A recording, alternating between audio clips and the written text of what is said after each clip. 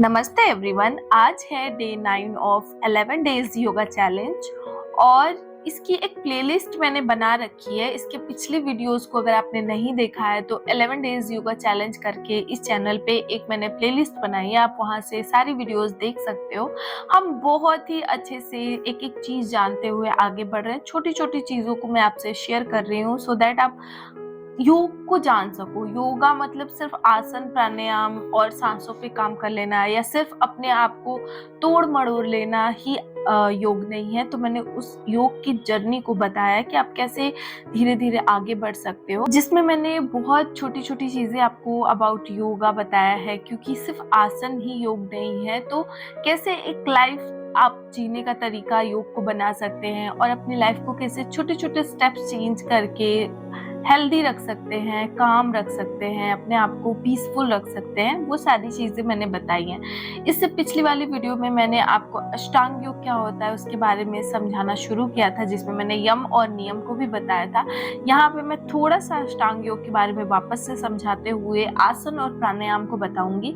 आज सिर्फ हम दो लेके लिम्स चलेंगे, आसन और प्राणायाम, जो कि थर्ड और फोर्थ लिम्स है अष्टांग योग में। तो महर्षि पतंजलि ने अष्टांग योग दिया है जिसमें उन्होंने 8 लिम्स बताए, योगा के 8 प्रकार बताए हैं। उन्होंने छोटी चीज लाइक कुछ चीजें लाइफ में डिसिप्लिन लाके कैसे हम धीरे धीरे एक स्टेप वाइज बढ़ते हुए आगे जाके समाधि तक पहुंच सकते हैं, उसका तरीका, उस चीज को उन्होंने बहुत सुंदर तरीके से बताया है। जिसमें 8 लिम्स हैं, यम, नियम, आसन, प्राणायाम, प्रत्याहार, धारणा, ध्यान और समाधि। मैंने लास्ट वीडियो में यम नियम को बहुत सुंदर तरीके से समझाया था, आप जाके वहां से देख सकते हो। आज की वीडियो में मैं आपको आसन और प्राणायाम के बारे में बता देती हूँ। तो आसन बेसिकली जो महर्षि पतंजलि के द्वारा दिया गया है, उनके योग सूत्र में बताया। उन्होंने कहा स्थिर सुखम आसनम, अर्थात किसी भी सुखपूर्वक स्थिति में बने रहना ही आसन है। उन्होंने पर्टिकुलर कोई आसन नहीं बताया, बट उन्होंने ये कहा कि बॉडी का कोई वो पोस्चर जिसमें आप बहुत देर तक बहुत सुखपूर्वक बैठे रह सकते हैं बिना अनकंफर्टेबल हुए, दैट इज आसन। आसन हमारी बॉडी को एक बैलेंस देता है, हमारी बॉडी को फ्लेक्सिबल बनाता है, जो हमारी बॉडी के अंदर स्टिफनेस होती है उसको खत्म करता है। और इतना ही नहीं, आसन करने से हमारी बॉडी के टॉक्सिन्स रिलीज होते हैं, हमारा मन शांत होता है। कैसे? जब हम मैट पे आते हैं ना, तो हम पहले ही तैयार होते हैं आसन करने के लिए, तो हम अपने मन को बिल्कुल शांत करते हैं, प्रेयर शुरू करते हैं, ब्रेथ पे थोड़ा ध्यान लगाते हैं, तो इससे हमारा मन जो है वो भी शांत होता है।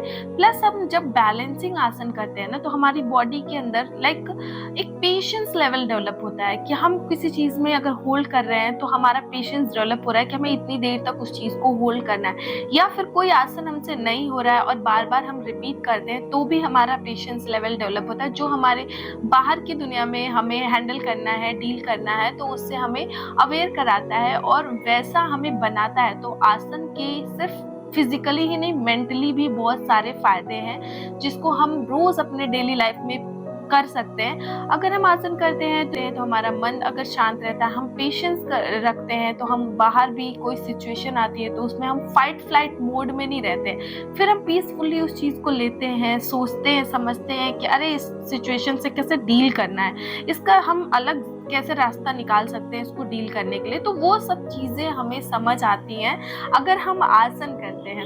तो आसन मीन्स खाली ये नहीं कि आपने ये पोजेस और बहुत सारी फ्लेक्सिबिलिटी गेन कर ली। फ्लेक्सिबिलिटी, स्ट्रेंथ, ये सब तो आती ही है, बॉडी एनर्जेटिक रहती है, मेंटली हम बहुत ज्यादा स्ट्रांग होते हैं। अब आ जाती है बात प्राणायाम की। तो प्राणायाम मीन्स प्राणों का आयाम, मतलब हम अपने प्राणों का विस्तार करते हैं बॉडी के अंदर। हमारी बॉडी में प्राण ऊर्जा होती है, इसीलिए हमें उस प्राणिक एनर्जी को ध्यान से देखना होता है। जब हम प्राणायाम करते हैं तो अपना पूरा फोकस, पूरा अटेंशन ब्रेथ पे लाते हैं, सो दैट कि हम अपनी प्राणिक एनर्जी को अच्छे से ग्रैब कर पाएं, अपनी बॉडी में ऑब्जर्व कर पाएं, उसको फील कर पाएं। क्योंकि पूरे दिन हम हमेशा ऐसे एंजाइटी मोड में रहते हैं और कभी हम नहीं सोचते बैठ के कि मैंने आज एक बार भी क्या आपने सांसों पे ध्यान लगाया? नहीं लगाया। कभी मैंने बैठ के पीसफुली लंबी गहरी सांस ली, छोड़ी। जब भी आप एंजाइटी में होते हो, लोग कहते हैं लंबी लंबी सांस लो, लंबी क्यों? बिकॉज उससे हमारी बॉडी के अंदर हीलिंग पावर डेवलप होती है, उससे हमारे अंदर के ऑर्गन्स अच्छे से काम करते हैं। अब एक एग्जाम्पल के थ्रू मैं आपको समझा देती हूँ। हम डॉग्स को देखते हैं ना, डॉग्स क्या करते हैं, बहुत लंबी लंबी फास्ट ब्रीदिंग करते हैं और देखा जाता है कि वो 12, 13, 14 साल की उनकी लाइफ टाइम होती है, उससे ज़्यादा वो नहीं जीते हैं। लेकिन वहीं हम जब टर्टल की बात करते हैं, कछुए की बात करते हैं, तो वो 150 से 200 साल जीते हैं। अब उनकी ब्रीदिंग स्टाइल कैसी है, क्योंकि वो बहुत स्लो और बहुत लंबी सांस ले रहे होते हैं। तो ये चीज़ साइंटिफिकली प्रूवन है कि जब भी आप बहुत आराम से लंबी सांस लेते हो, हर वक्त आप फाइट फ्लाइट मोड में नहीं रहते हो, आप रेस्ट एंड डाइजेस्ट मोड में भी रहते हो, अपने माइंडफुली ब्रेथ को इनहेल एक्सेल कर रहे होते हैं। लाइफ काफ़ी अच्छे तरीके से और लंबी होती है। लेकिन जैसे ही आप बहुत जल्दी जल्दी, हमेशा आपका हार्ट बीट बढ़ा ही रहता है, हमेशा आप एकदम एंग्जाइटी मोड में रहते हो और ब्रेथ आपकी फास्ट रहती है, तो फिर आपकी लाइफ काफ़ी कम हो जाती है। इसलिए मैंने एग्जाम्पल बताया डॉग एंड टर्टल का। डॉग बहुत फास्ट ब्रीदिंग करता है और टर्टल वहीं पे बहुत बहुत लंबी और स्लो ब्रीदिंग करता है। तो दोनों के लाइफ में कितना ज़्यादा गैप है, एक 15 साल भी नहीं जी रहा है और दूसरा 200 साल जी रहा है। इससे आप ये अंदाज़ा लगा सकते हैं कि प्राणायाम कितना ज़्यादा इम्पोर्टेंट है। आई होप आपको इस क्लास में मज़ा आया होगा, अच्छा लगा होगा। ऐसे ही नेक्स्ट इसके आने वाली वीडियोस में मैं आपको अष्टांग योग के जो और 4 लिम्स बचे हैं, जो कि प्रत्याहार, धारणा, ध्यान और समाधि है, उसके बारे में बहुत अच्छे से समझाने वाली हूँ। तो प्लीज़ आप बने रहिए मेरे साथ और मेरी वीडियोस को देखते रहिए, लाइक शेयर सब्सक्राइब करते रहिए। Thank you so much.